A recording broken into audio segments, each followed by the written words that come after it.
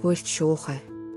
Барон ди Монтескигийн хуулийн амин сүнс номын аниме танилцуулгыг төлөвлөж байна.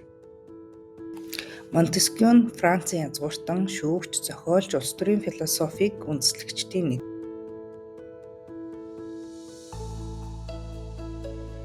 In this world, we must seek to understand the laws that govern nations and their people. Хуулийн амин сүнс бүтээл нь либерал улс төрийн сэтгэлгээг төлөвшүүлэхэд чухал үүрэг гүйцэтгэсэн. The true spirit of laws can only be found in their reflection upon the people.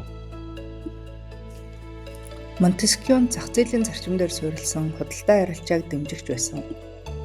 Justice flourishes when laws are impartial and fair. Засгийн эрх мэдлийг хууль тогтоох, гүйцэтгэх, шүүх хэмээн хуваарлсан. Separation of powers is the foundation of liberty. It guards against the usurpation of one's rights. A society is strengthened by debate and the free exchange of ideas. The spirit of laws is complete, a testament to the power of the human mind. May my writings inspire others to seek knowledge and strive for a just society. Барон де Монтескью хуулийн амин сүнс бүтээлийн анимыг бүтээсэн. Хуульч болох гэж байгаа, хууль сонирхож байгаа бол хуулийн амин сүнс номыг уншихыг зөвлөж байна. Хамтдаа хөгжицгөөе.